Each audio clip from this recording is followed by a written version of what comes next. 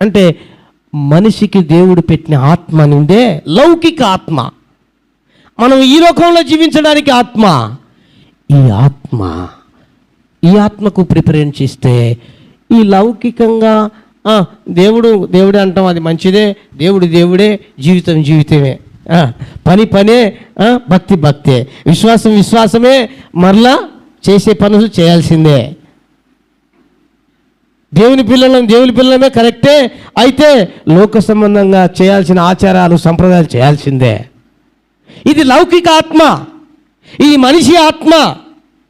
3 రకాలుగా ఆత్మలు పనిచేస్తుంటాయి. అయితే ఏ వ్యక్తి అయితే, ఏ మనిషి అయితే ఏ ఆత్మకు ప్రిఫరెన్స్ ఇస్తారో ఆ ఆత్మ వారిని నడిపిస్తుంది. దేవుని ఆత్మకు ప్రిఫరెన్స్ ఇస్తే దేవుని ఆత్మ నడిపిస్తుంది, దురాత్మకు ప్రిఫరెన్స్ ఇస్తే దురాత్మ నడిపిస్తుంది. లేక లౌకిక ఆత్మ తనకు తను ఆత్మ ఉందే, ఆ ఆత్మను చెప్పినట్టుగా నడిపించుకుంటే ఆ ఆత్మ చెప్పినట్టుగానే నడిపిస్తుంది. మరి ఈ రోజున ఏ ఆత్మ స్వాధీనంలో నువ్వు ఉన్నావు? దేవుడు అంటాడు, నా ఆత్మ నీలో నేను ఉంచాను, నా ఆత్మ స్వాధీనంలో నేను నడిస్తే నువ్వు నా వాడివి అవుతావు. అందుకే అన్నాడు కదా, ఆత్మ లేనివాడు నా వాడు కాదు, అంటే ఆత్మ కలిగిన వారు నా వాళ్ళు అన్నాడు. అర్థమైందండి? ఆత్మ లేని వారు నా వాళ్ళు కాదు, ఆత్మ కలిగిన వాళ్ళు నా వాళ్ళు, క్రీస్తు వాళ్ళు, దేవుని వాళ్ళు. ఆ ఆత్మ నిన్ను నడిపించాలని, పరిశుద్ధాత్మ నిన్ను నడిపించాలని కోరుకుంటున్నాడా? ఆ పరిశుద్ధాత్మకు నీవు అవకాశం ఇవ్వు, ప్రిఫరెన్స్ ఇవ్వు, ప్రథమ స్థానం ఇవ్వు. నీ కొద్దీ నువ్వు ఆలోచన చేసుకుంటూ, నీ కొద్దీ నీ స్వబుద్ధి ఆధారం చేసుకొని, నీ ఆత్మను నువ్వు ఆధారం చేసుకొని, నీ మనసును నువ్వు ఆధారం చేసుకొని నడిపించబడితే అది నీకు క్షేమం కాదు, అది మనకు క్షేమం కాదు. దేవుడు నడిపించే ఆత్మ, పరిశుద్ధాత్మకు మనం అప్పగించుకొని నడిపించబడితే మనకు క్షేమము. దేవునికి స్తోత్రం. హల్లెలూయా. అపాయము ఆపదలు రావు, ఒకవేళ వచ్చినా తప్పించబడతావు. జ్ఞాపకం చేసుకుందా. కొన్నిసార్లు బాగా ఆలోచన చేయండి. మనం ఏదైనా ముందుకు ఒక పని వెళ్తున్నప్పుడు ఒక బలమైన ఆత్మ, నువ్వు వెళ్ళు, ధైర్యంగా నేనున్నా, నేను నడిపిస్తా, నీకు జయం కలుగుద్ది అంటుంది. మరొక వైపు ఇంకొక ఆత్మ అంటది, ఒకవేళ మధ్యలో నీ చేత కాకపోతే ఎట్లా, పొరపాటున మధ్యలో నీ వల్ల కాకపోతే, దానికి తగ్గ డబ్బులు లేకపోతే ఎట్లా, లేకపోతే నువ్వు నడిచి నీ ఆరోగ్యం దెబ్బతింటే ఎట్లా అంటే నువ్వు ఆగిపోని ఇంకొక ఆత్మ చెప్తుంది. ఇంతటితో ఆగిపో నువ్వు అని ఒక ఆత్మ చెప్తుంది. ఇంకొక ఆత్మ అంటది, ఎటు తెలుసుకోలేకపోతే అట్ట పోతావా, ఏంది నీ కథ, ఇట్లనరా, ఏంది నీ కథ, అవగావల పోవాల తెలుసుకో, ఏంది నీ కథ, ఇంకొక ఆత్మ అంటది. కనుక ఏ ఆత్మకు మనం ప్రిఫరెన్స్ ఇస్తామో లేక ప్రాధాన్యత ఇస్తామో ఆ ఆత్మ మనల్ని నడిపిస్తుందండి. దేవునికి స్తోత్రం. హల్లెలూయా. పరలోకమునకు నువ్వు వెళ్ళాలా, జీవ మార్గము గుండా నువ్వు నడవాలా, ఇది పరిశుద్ధాత్మక చేతికి అప్పగించుకో. లేదా నేను పాతాళం కిందికే వెళ్తలే, నేను నరకానికే పోతలే, నేను భయంకరమైన అపాయంలోనే పడిపోతాలే అనుకుంటే వెళ్ళు, దురాత్మ చేత చెబితే నడుసు, దురాత్మ ఎట్లా చెప్తే నడుసు, నీ ఇష్టం. అది లేదు, నేను అటు పోకుండా ఇటు పోకుండా మధ్యలో ఆగిపోయానండి, ఎటు తెలుసుకోలేకపోతున్నానండి, ఇది మంచిదా అది మంచిదా, ఇది చెడా అది చెడా, లేకపోతే ఏం కథ తెలియదండి, నాకు అర్థమే కావట్లేదని నిలిచి ఉన్నావా, ఇప్పుడే పరిశుద్ధాత్ముడు నీతో మాట్లాడుతున్నాడు. హల్లెలూయా. నా చేతికి అప్పగించుకో, నాలో దాగి ఉండు, నేను నిన్ను నడిపిస్తా, నీ కుటుంబాన్ని నడిపిస్తానంటున్నాడు. హల్లెలూయా. నీ ఆత్మీయ జీవితాన్ని నడిపిస్తానంటున్నాడు. హల్లెలూయా. ఎలాగా? ఆపదల్లో చిక్కకుండా నడిపిస్తాడు, అపాయములో పడిపోకుండా నడిపిస్తాడు. కనుక పరిశుద్ధాత్మలో దాగి ఉండాలి. ఇది బుద్ధిమంతులకై ఉండవలసిన రెండవ క్వాలిటీ, రెండవ లక్షణం. ఇక మూడో విషయాన్ని జ్ఞాపకం చేస్తున్నాను పరిశుద్ధ గ్రంథముల నుంచి. 1 సమూయేలు గ్రంథం 20వ అధ్యాయం 5వ వాక్యం. త్వరగా 1 సమూయేలు గ్రంథం 20వ అధ్యాయం 5వ వాక్యం.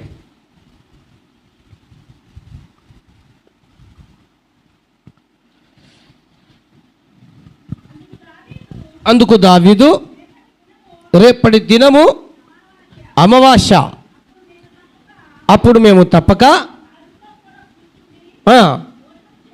చేయవలెను. అయితే ఎల్లుండి సాయంత్రం వరకు చేనులో దాగుటకు సెలవిమ్ము. చాలు, నా మాటేనండి. ఇక్కడ భయంకరమైన ఆపద వచ్చి పడింది. ఎవరికి? దావీదుకు. భయంకరమైన అపాయం పొంచుకుంది దావీదుకు. ఎలాగా? తన మామనే, పిల్లనిచ్చిన మామే చంపడానికి ప్రయత్నం చేస్తున్నాడు. అప్పటికే చాలా ప్రయత్నాలు జరిగాయి. ఇక చెవులు పడింది, నా కుమారునితో ఉంటున్నాడు ఈ దావీదు, నా కుమారుని తప్పించి ఈరోజు ఈయన్ని వేసేయాలనుకున్నాడంట సౌలు. వారి మామ చంపాలనుకున్నాడట.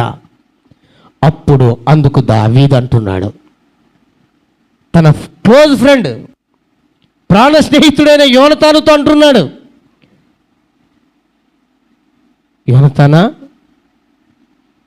రేపు అమావాస్య, ఎల్లుండి నేను అందరం రాజు దగ్గర, రాజు సముఖమందు భోజనం చేయాలా? అయితే ఆ సమయానికి నేను ఉంటానన్న నమ్మకం నాకు లేదు. మీ నాయన నన్ను ఎప్పుడు చంపాలా అని చూస్తున్నాడు. ఇక దొరికితే నన్ను చంపేస్తాడు. నేను భయంకరమైన ఆపదలో ఉన్నాను, అపాయంలో ఉన్నాను. ఒక్క మాట ఏంటంటే, ఎల్లుండి వరకు నీ పొలములో దాక్కుంటా, అవకాశం ఇయ్యి అని అడుగుతున్నాడు. అవకాశం ఎక్కడ దాక్కుంటా అంటున్నాడు? పొలం. ఏంటి పొలం అంటే? అపాయం వచ్చింది, ఆపద వచ్చింది కాబట్టి మాకు పొలమే లేదు, ఎక్కడ మేము దాక్కాలా? మాకు స్థలమే లేదు, మేము ఎక్కడ దాక్కోవాలా అని అంటారా? పొలము అనగా సంఘము. దేవునికి స్తోత్రం, హల్లెలూయా. పొలము అనగా సంఘము, సంఘ సహవాసములో దాక్కుంటాను.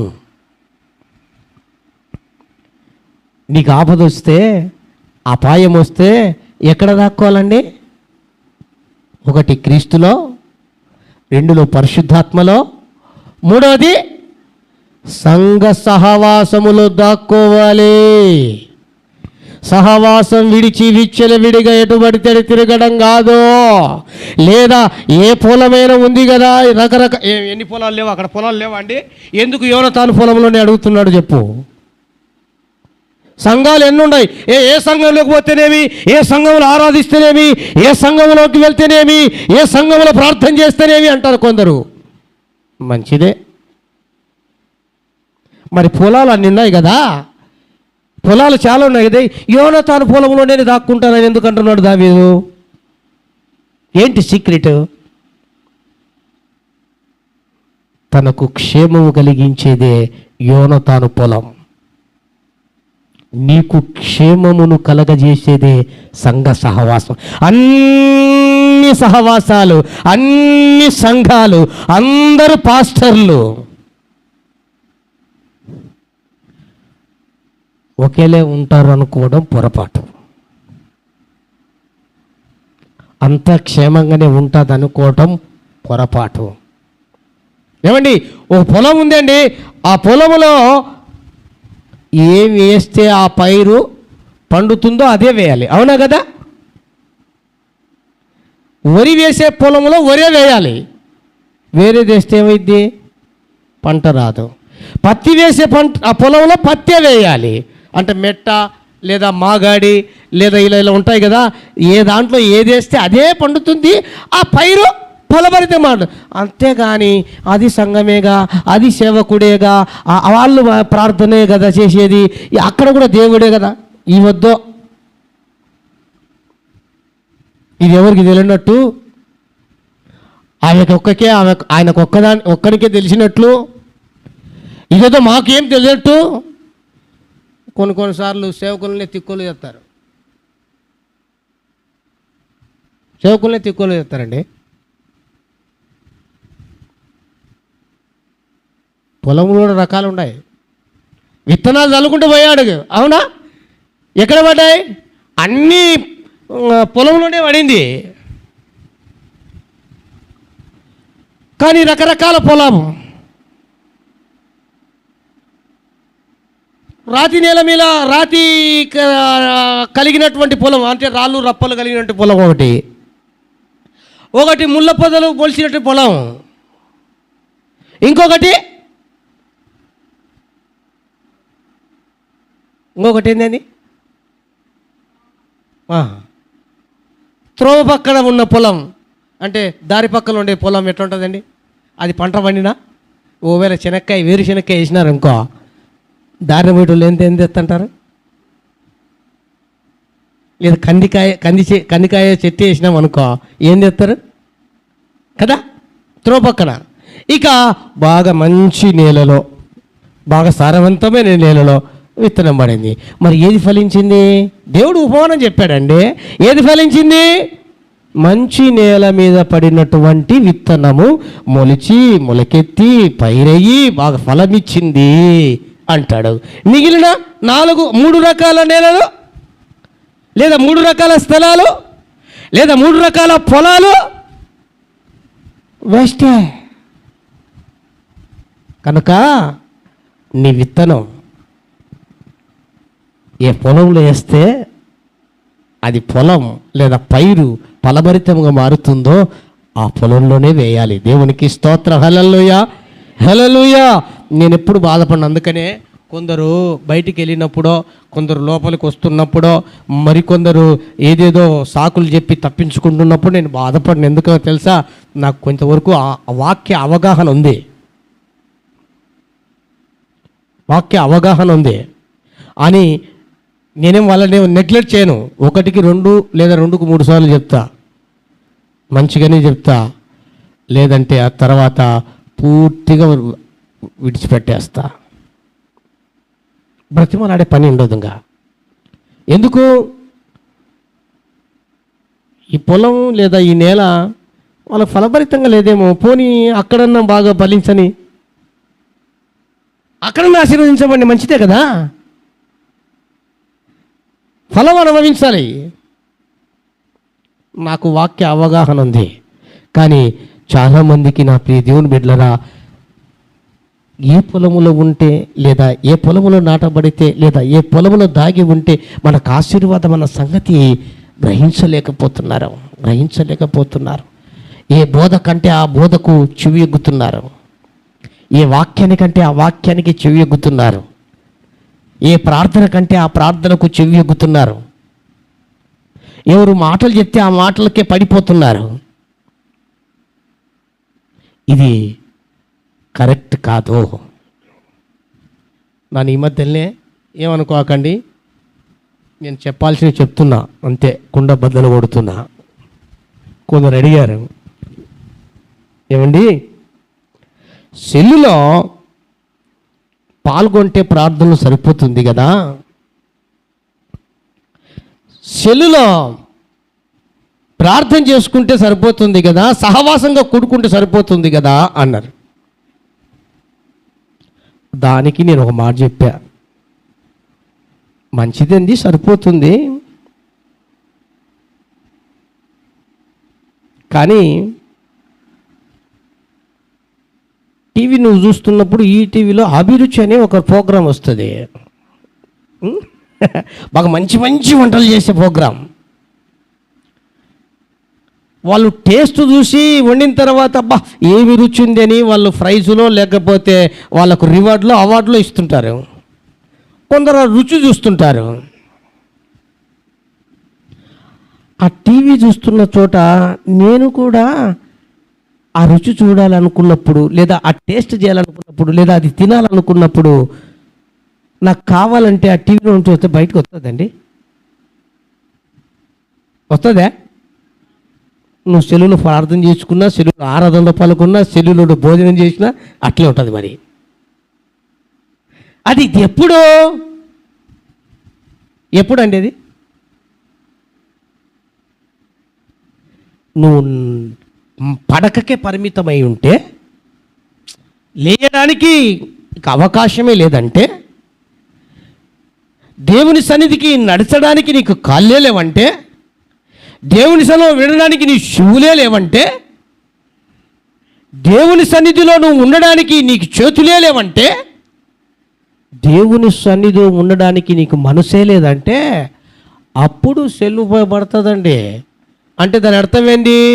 ఇక చివరి స్టేజ్లో నువ్వు చచ్చిపోతావు అనుకున్నప్పుడే నీకు అది అవసరం. అంతేగాని ఏందో కానీ నేను ఈ వారంలో, ఈ ఆదివారము ఎక్కడో వైజాగ్లో జరుగుతుంది, లేదా హైదరాబాద్లో జరుగుతుంది, లేదా బెంగళూరులో జరుగుతుంది, అక్కడ జరుగుతున్న ఆరాధనలో నేను పాల్గొన్నానండి, నేను ఆరాధన చేశానండి. ఏంది చేసేది? నీ బొందా? నేను చెప్పమంటావా? పేర్లు చెప్పను, నేను గమనించినవే చెప్తున్నా, చూసినవే చెప్తున్నా, నా కళ్ళతో చూసినవి. దేవుడే సాక్షి. దేవునికి స్తోత్రం. హల్లెలూయా, హల్లెలూయా. నా క్లోజ్గా ఉన్న వాళ్ళే మళ్ళా సెల్ ఆన్ చేసింటాడు, ఉదయాన్నే ఆన్ చేసింటాడు. బయటికి వెళ్ళాలి, బయటికి వెళ్ళాలి కదా. మరి ఆన్ చేసి ప్రార్థన చేస్తూ ఉంటే ఆ ప్రార్థనలు ఏకీభవించొద్దు? బాగా గమనించండి నన్ను. ప్రార్థనలు ఏకీభవించొద్దా? ఇలా ఆన్ చేసి ఒకసారి ఛార్జింగ్ పెట్టి ఏమైతాడినా బాత్రూమ్ పోయింటాడు, వాష్రూమ్ పోయింటాడు, లేకపోతే సెల్ ఒకసారి పెట్టి ఆన్ చేసి అంట్లు తవ్వుతూ ఉంటారు, భూ వండుతుంటారు, కూర చేస్తూ ఉంటారు. ఈ సెల్ ఆన్ చేసి ఇతరులతో వీళ్ళు వ్యవహారం చేస్తూ ఉంటారు. వాళ్ళు మాత్రం ఒకరు ప్రార్థన చేస్తారు. అది ఎవరో ఒకరు ప్రార్థన చేస్తుంటే అది ఎంతవరకు మర్యాద, లేకపోతే ఎంతవరకు సంభవం అండి? నేను పేరు చెప్పకూడదు, అది నేను చూసా, గమనించా. నేను అన్నాను, ఏంటి బ్రదర్ ఉదయాన్నే నువ్వు ఆన్లైన్లో ప్రేయర్లో పాల్గొంటున్నావంటే, ఆరాధనలో పాల్గొంటున్నావంటే, వాక్యంలో పాల్పంపులు పొందుతున్నావంటే ఏంది అంటే, ఏం కాదులేనా చూస్తుండు, ఏదైనా ఒకవేళ పలానా పేరు అని పిలిస్తే కనుక ఇప్పుడే అట్లా పోయినాడని చెప్పు అన్నాడు నాతో. 20 గంట సేపు రాలేక ఆ లోపల మొత్తం అయిపోయింది. ఈ ప్రేయరు, ఈ సహవాసము నీకు క్షేమమా చెప్పు?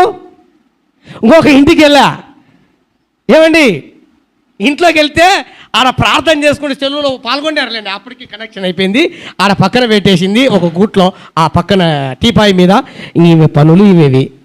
దేనికి లాభం? దేనికి ప్రయోజనం? దానికా? ఒకరు సెల్ ఆన్ చేసి ఆ పక్కన పెట్టి పనుకుంటారు, గుర్ర పెట్టి నిద్రపోతూ ఉంటారు. దేనికి? ఆన్లైన్ దేనికి? నీకు చేత కాదు నడచనికి, రావటానికి, లేదా మంచానికే పరిమితం అన్నప్పుడు నీకు ఉపయోగం అది. లేదంటే నువ్వు బాగున్నావంటే ఆన్లైన్ అంటే బాగుండదు, మర్యాద ఉండదు చెప్తున్నా. దేవునికి స్తోత్రం. హల్లెలూయా, హల్లెలూయా. ఎందుకంటే నేను చూసిన కాబట్టి చెప్తున్నా, గమనించిన కాబట్టి చెప్తున్నా. పోనీ అట్లనే స్ట్రిక్ట్గా అలా బాగా చేస్తారా?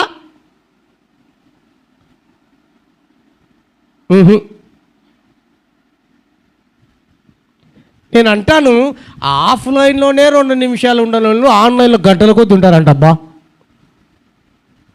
ఏదో ఒక ఆయన సాగు చెప్పాడు, పిన్నమ్మకు బంగారు గాజులు కొన్ని వాళ్ళు అమ్మకు అన్నం పెడతారన్నట. అదే అమ్మకు అన్నం పెట్టిన వాళ్ళు పిన్నమ్మకు బంగారు గాజులు కొని పెడతారన్నాడట. వీళ్ళు 2 నిమిషాలు ఆఫ్లైన్లో ఉండలేరు, 10 నిమిషాలు ఉండలేరు. కానీ గంటల కొద్ది మాత్రం నేను సెల్లులో ఫోన్లో ప్రార్థన చేస్తాంటే గంట 2 గంటలైంది, ఎప్పుడు 3 గంటలు 2 గంటల నుంచి మధ్యరాత్రి నుంచి ఫోన్ చేసి తెల్లవారుతుంది, డ్యూటీకి వెళ్ళాలి, పనులకు వెళ్ళాలి, అంతవరకు జరుగుతూనే ఉంది. ఏం జరుగుతుంది? నీ బొందా ఏంది జరిగేది? దేనికి ప్రయోజనం? దేనికి ఉద్ధరిస్తుంది అది?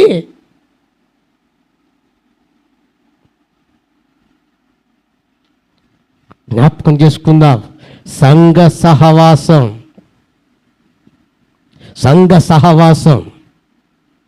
ఆ సహవాసమే నిన్ను బలపరుస్తూ అక్కడే దాగి ఉండాలి. హల్లెలూయా, హల్లెలూయా.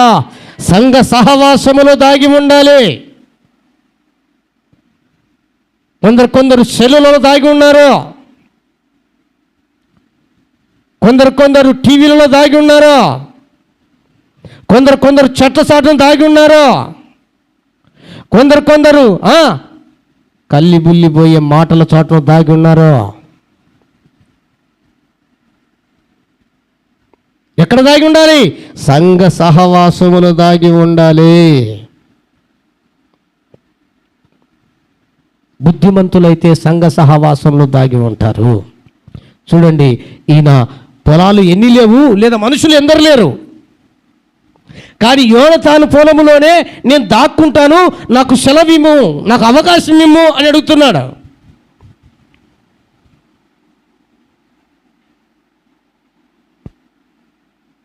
ఏ ఉపదేశానికి పట్టుబడ్డావో, ఏ ఉపదేశానుసారంగా రక్షణ పొందావో, ఏ వ్యక్తి ద్వారా నీవు మారు మనసు పొంది బాప్తిసం తీసుకొని సంఘ సహవాసములో ఉంటానని తీర్మానం చేశావో, ఎవరి బోధ ద్వారా అయితే నీకు మేలు కలిగి మార్పు కలిగి దేవుని మార్గములోనికి వచ్చావో ఆ సంఘ సహవాసములో అంటు కట్టబడి ఉండాలి. హల్లెలూయా. అట్లా కాకుండా సంఘ సహవాసములో ఉన్న నీవు ఏమంటే ఈరోజు ఒక సంఘంలో, ఇంకొక రోజు ఇంకొక సంఘంలో, ఇంకొక రోజు ఇంకొక సంఘంలో, ఒకవేళ నాటబడి లేక ఉంటే ఏమైంది? పొలంలో ఒక చెట్టు మొలిసిందండి, ఆ మొలిసిన చెట్టు ఆ మొక్కను పీకి ఒకరోజు ఒక పొలంలో, మరొకసారి వీకి మరొక పొలంలో, మరొకసారి వీకి మరొక పొలంలో నాటితే ఎట్లుంటుందండి? నువ్వు మార్చి లోపల చచ్చిపోతుంది. నీ జీవితం కూడా అంతే, నువ్వు మారే లోపల చచ్చిపోతావు. నేను చెప్పేది కాదు, అది పెద్ద లాజికేం కాదు. కొత్త వింత పాత రోత అంతే. ఏమండి, కొత్త వింత పాత రోత అంతే, ఏం లేదు. ఉన్నదాన్ని గట్టిగా పట్టుకో, లేని దానికోసం ఎందుకు బాకులాడుతున్నావు? నేను అదే అనేది, ఉన్నదాన్ని గట్టి పట్టుకో, గురి ఎద్దుకు పరిగెత్తు, నియమం ప్రకారంగా పోరాడు, జట్టి అయిన దాన్ని గట్టిగా. ఇది చేయకుండా నువ్వు ఎక్కడెక్కడ తిరిగి ఏమేమో చేస్తే ఎలాగ ఏదో ఆన్లైన్ అంట, ఆఫ్లైన్ అంట, లేకపోతే ఇంకొక చోట అంట, ఇంకొక ఏం. పోరాడేవాడు నియమం ప్రకారంగా పోరాడాలి, అవునా లేదా? కలిగిన దాన్ని గట్టిగా పట్టుకోవాలి, పద్ధతి ప్రకారంగా ముందుకే. ఇవన్నీ ఏం చేయకుండా నేను అలా చేస్తా ఇలా చేస్తా, నీ ఇష్టం, నీ ఇష్టానికి ఏం కాదనేది ఏం లేదు. బట్ అయితే అది నీకు క్షేమం కాదు, నీకు ఆశీర్వాదం కాదు. క్షేమం, ఈ ఆశీర్వాదం ఏంటంటే నీకు కలిగినదే గట్టిగా పట్టుకొని పట్టుదలతో ప్రార్థించి నియమము ప్రకారంగా పోరాడితే కానిదేముందండి? కానిదేముంది? అసాధ్యమైనది ఏముంది? పోరాడే పద్ధతిలో పోరాడవు, పట్టుకోవలసిన దాన్ని పట్టుకో, ఉండవలసిన చోట ఉండవు, చేయవలసినవి చెయ్యవు. ఊరికంగా ప్రాకులాడుతూ ఉంటే ఏం ప్రయోజనం? ప్రయోజనం ఉంటుందా? నన్ను తిట్టుకుంటారనో తిట్టుకోండి, లేదా ఆ మనసు మార్చుకొని చక్కగా ప్రభులో కలిగిన దాన్ని గట్టిగానే పట్టుకోండి, అంతేగాని నేను మాత్రం చెప్పేది చెప్తున్నానండి. దేవునికి స్తోత్రం. హల్లెలూయా. నేను ఏ మన సంఘమే కాదు, వేరే సంఘాలకు పోయినా నేను ఇదే చెప్తా, నన్ను పిలిచిన సంఘాలకు పోయినా నేను ఇదే మాట చెప్తా.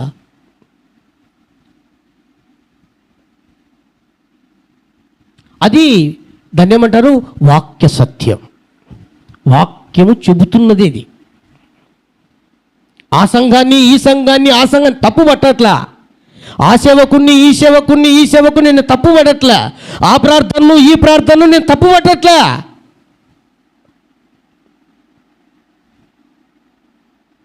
కానీ నువ్వు పట్టుకున్నదాన్ని గట్టి పట్టుకోమని చెప్తున్నా. నువ్వు ఏ ఉపదేశాన్ని అంగీకరించి పట్టుబట్టావో ఆ దాంట్లో దాగి ఉండాలని చెప్తున్నా.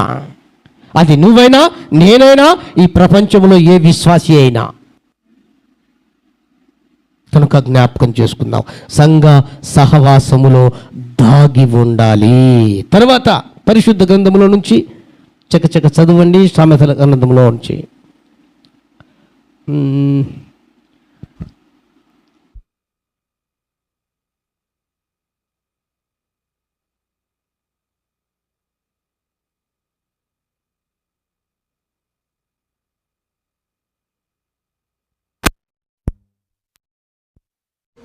17వ అధ్యాయం 5వ వాక్యం.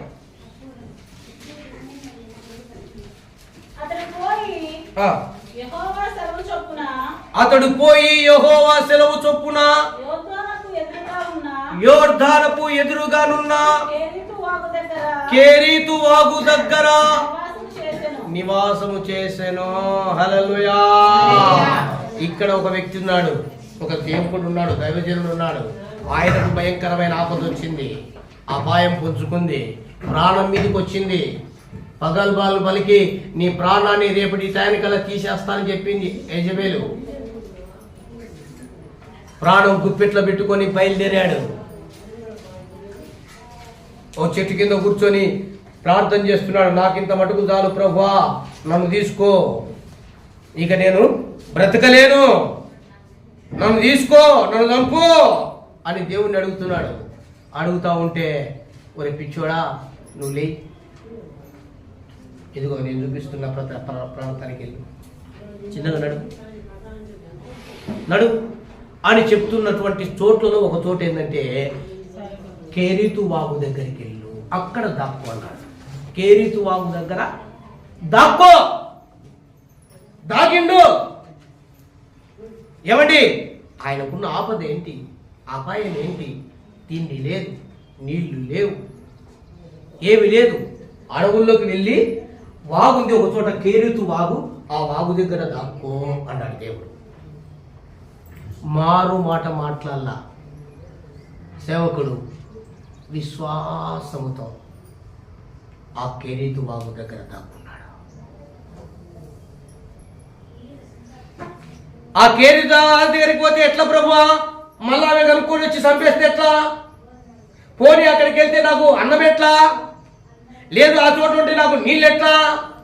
లేదు ఆ చోట ఉంటే నాకు సేఫ్టీ ఏంటి అని మారు మాట అడగల. కేరీతు వాగు దగ్గరికి వెళ్ళు, యోర్దానపు నది పక్కన ఉన్నటువంటి ఎదురుకున్నటువంటి ఆ వాగు దగ్గరికి వెళ్ళు, ఆ వాగు దగ్గర దాక్కును అంటే విశ్వాసముతో దేవుని మాట చొప్పున కేరీతు వాగు దగ్గర దాక్కున్నాడు. తద్వారా ఏం జరిగిందో తెలుసా? తిండి నీళ్లు లేని ఆ సమయంలో ఎన్నో దినాల నుండి ఉపవాసం ఉండి ఆకలిస్తున్న ఆ సందర్భంలో దేవుడు ఏం చేశాడు తెలుసా అండి? కాకులతో మాంసమును రొట్టెను పంపించాడు. దేవుడి క్షేత్రం. హల్లెలూయా. కాకులతో. నువ్వు చెప్పిన చోట దాక్కుంటే, దాగి ఉంటే, చెప్పిన మాట ప్రకారంగా నువ్వు నడుచుకుంటే, దాగి ఉంటే దేవుడు చెయ్యగలడు. హల్లెలూయా. ఏదైనా చేస్తాడు, ఏదైనా చేస్తాడు, ఎంతైనా చేయడానికి సమర్థుడు ఆయన.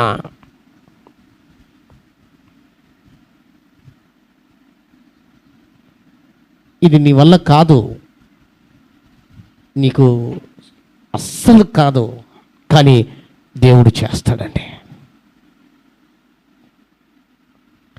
మాంసపు రొట్టెను పంపించాడండి కాకులతో. కాకి తెచ్చిచ్చేదా తీసుకోపోయేదా?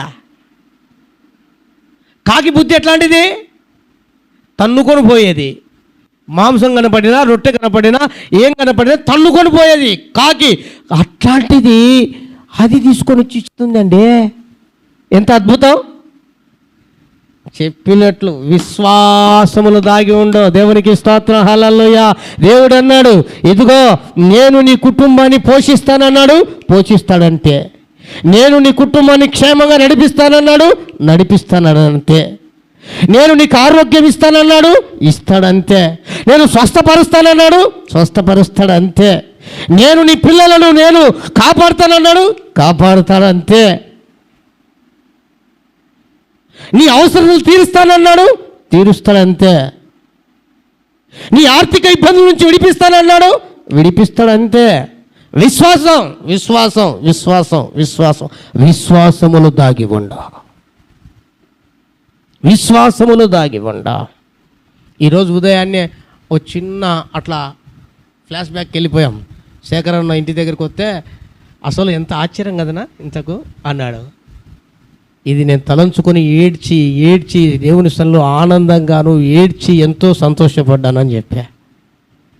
ఎక్కడో మారుమూల కుగ్రామములో కూలి పని చేసుకునే వాళ్లకు పుట్టినటువంటి నేను, లేదా మా భార్య అయినా అంతే అంతే కదని, చాలా గ్రామం అట్ట చిన్న గ్రామంలో పుట్టిన నన్ను ఎక్కడ చదువుకునేటట్లు చేసినాడు, ఎక్కడ ఉండేటట్లు చేసినాడు, ఇక్కడికి తీసుకున్నాడు. ఇక్కడ తీసుకొచ్చి నాకు సంతానం ఇవ్వండి, సంతానంలో పిల్లలకు మంచి చదువులు ఇచ్చేది. నేను మంచి చదువుల్లో ఈ రోజున మా పెద్ద కుమార్తె, నేను అతిశయంగా చెప్పట్లేదు కానీ విదేశాలకు వెళ్ళడం అంటే మాట్లాడి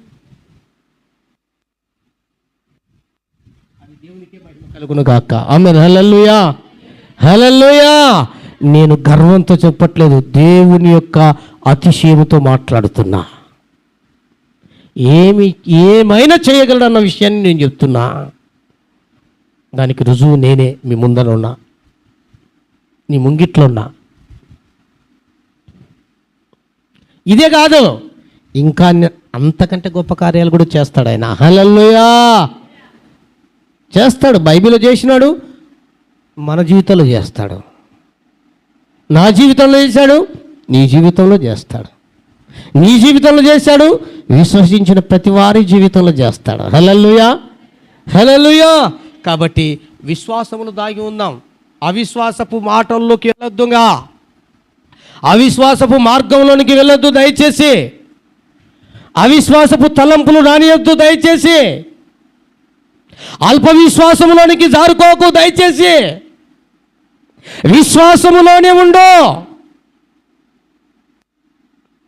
అవిశ్వాసములోనికి జారుకున్నావో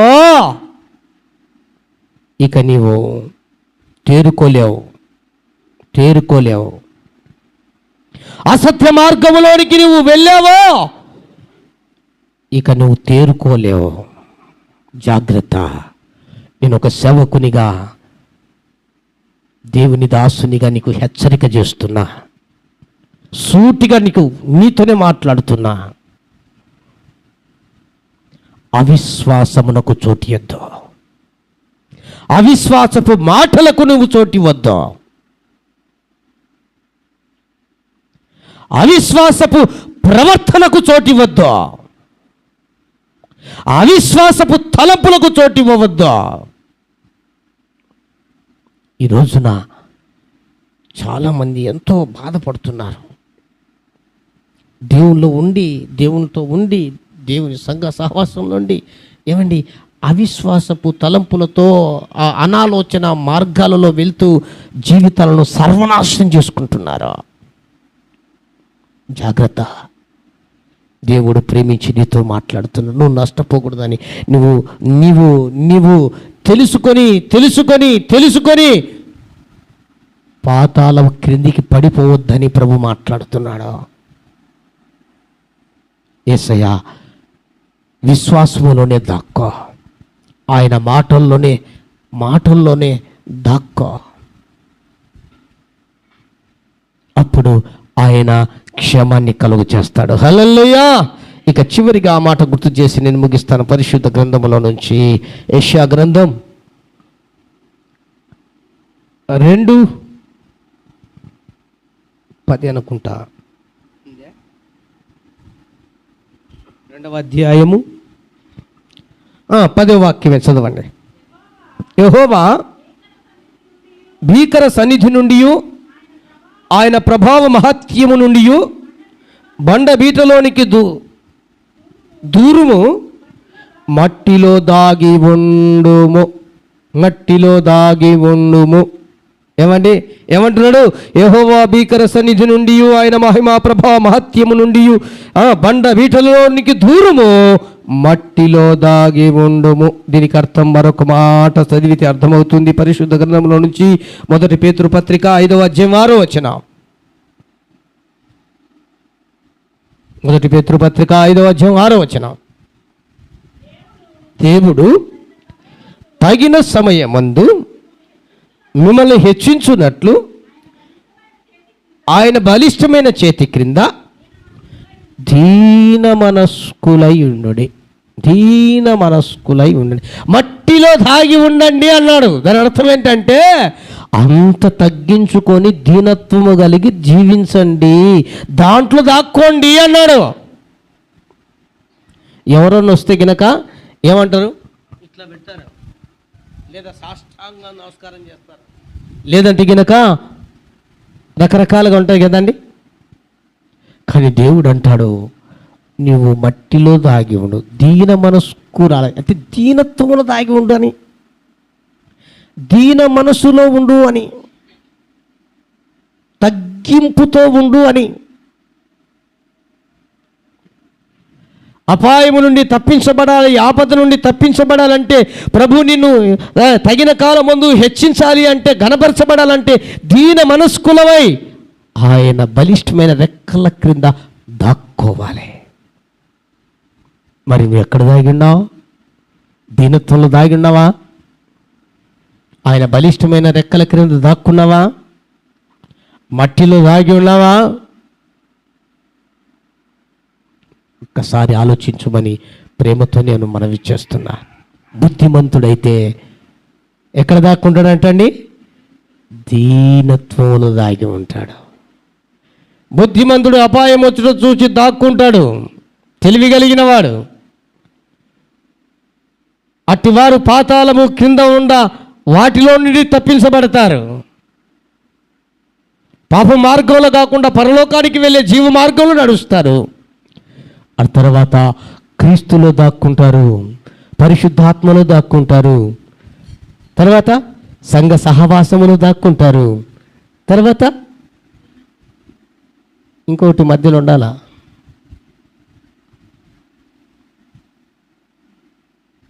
ఎన్ని చెప్పింది? 5. ఒకటి చెప్పండి. క్రీస్తులో దాగి ఉంటారు. 2 పరిశుద్ధాత్మలో దాగి ఉంటారు. 3 సంఘ సహవాసంలో దాగి ఉంటారు. 4 విశ్వాసములో దాగి ఉంటారు. ఏమన్నాడు ఏలియాతో? నువ్వు వెళ్ళు నాయన, పలానా కేరీతు వాగ దగ్గరికి వెళ్ళు, మాటలో ఉన్న విశ్వాసంలో దాగి ఉన్నాడు. 5 దీనత్వంలో దాగి ఉన్నాడు. బుద్ధిమంతులైతే ఇలాగా దాక్కుంటారు. బుద్ధి లేని వాళ్ళైతే వీటిలో దాగుకోనక బయట ఉంటారు, బయటనే ఉంటారు. మీరు బుద్ధిమంతులో బుద్ధిహీనులో మీరే జ్ఞాపకం చేసుకొని పరిశీలించుకోండి. బుద్ధిమంతులుగా ఉన్నారా? బుద్ధిహీనులుగా ఉన్నారా? బుద్ధిహీనులుగా ఉంటే వెలపట ఉంటారు, బుద్ధిమంతులైతే లోపలికి వెళ్తారు. లోపటంటే దాక్కుంటారు. వారి అపాయం వచ్చినా భయపడరు, ఆపద వచ్చినా భయపడరు, పాతాళం కింద పడినా భయపడరు. ఒకవేళ పైకి లేస్తారు లేదా పాతాళంలోనికే వెళ్ళరు.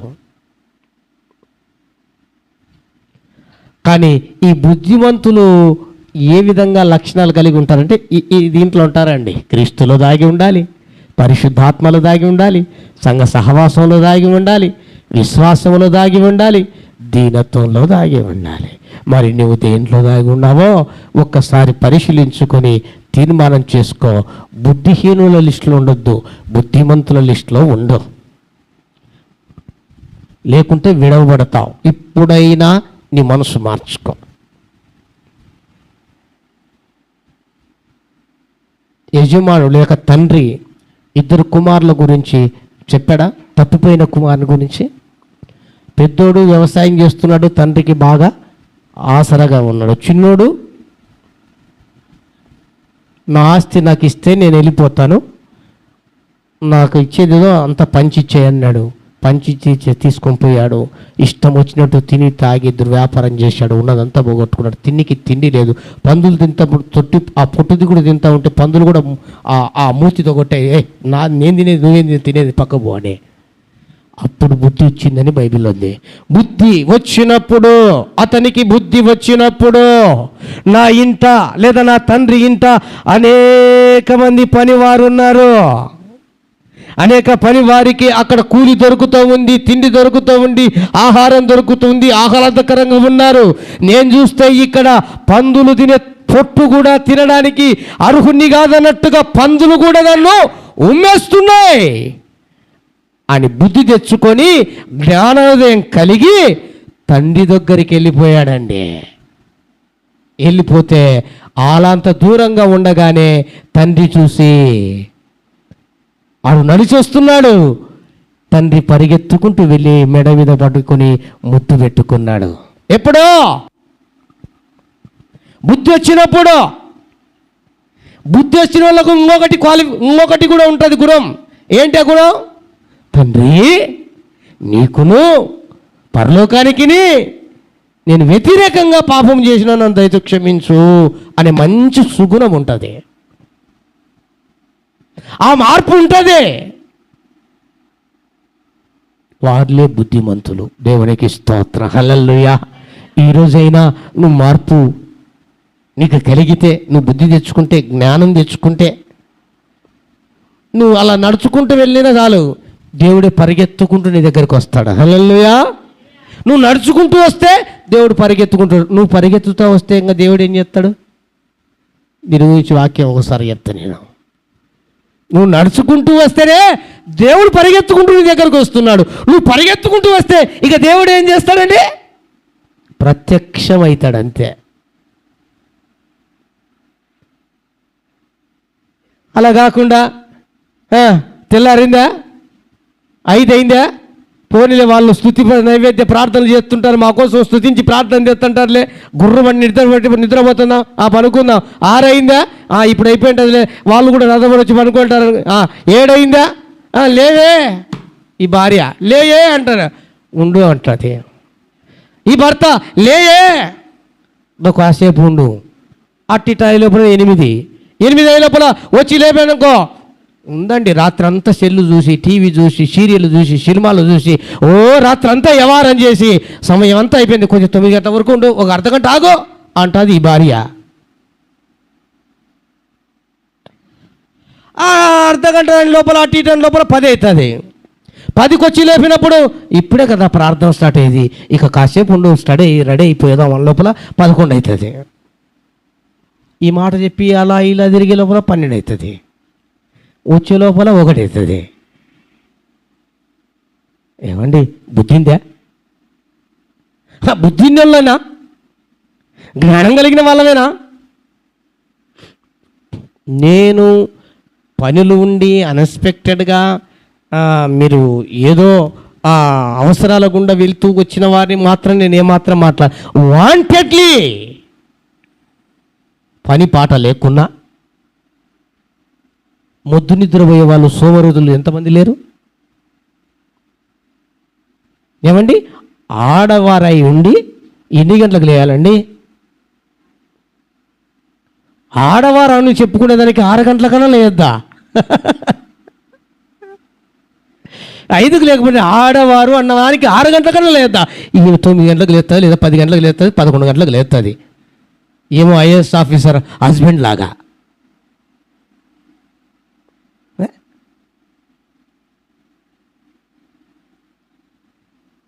మరి ఇలాంటి వారిని బుద్ధిహీనులు అంటావా, బుద్ధిమంతులు అంటావా, మీరే లెక్కేసుకోండి. జీవితాన్ని మీరు నాశనం చేసుకోవద్దని నా బాధ, అంతే. జ్ఞానం కలిగి నడుచుకోవాలండి. అందుకనే జ్ఞానవంతురాలు తన ఇల్లును కట్టుకొనును అని రాయబడింది. 3 రాళ్ళు తన ఇల్లును తానే పీకేసుకుంటుందని రాయబడింది. మరి 3 రాళ్ళు అంటే జ్ఞానం లేనిది. జ్ఞానవంతురాలంటే జ్ఞానం కలిగిన వారు. మరి 3 రాళ్ళు అయితే పిల్లలు నువ్వు నీకే పీకేసుకుంటున్నావు. 9 వరకు 10 వరకు వండుకొని 11 వరకు వండుకొని పండుకొని ఇంట్లో పని లేకుండా పాట లేకుండా పిల్లలు నీతో పాటు పిల్లలు పనుకొని నీతో పాటు భర్త ఏందని కొంపంటారా కొల్లేరంటుంది అది. నా ఇష్టం, నువ్వేంది నువ్వు అవి మాట్లాడదా అంట. నీ ఇష్టం అది, నేనేం చేయలేను. నీ ఇష్టానికి నువ్వు ఉంటే నేనేం చేయలేను, కానీ చెప్పే బాధ్యత నాది. స్త్రీ అయినా పురుషుడైనా అండి, ఇందులో ఏ భేదం లేదు. అందుకని నేను చెప్పాను, నియమం ప్రకారంగా పోరాడాలి, కలిగిన దాన్ని గట్టిగా పట్టుకోవాలి, పద్ధతి ప్రకారంగా నడవాలి, దేవుడు ఏం చెప్తున్నాడో అది గ్రహించాలి. మొండితనం లేదా అజ్ఞానం లేదా అనాలోచన లేదా వెర్రితనం పనికి రాదు.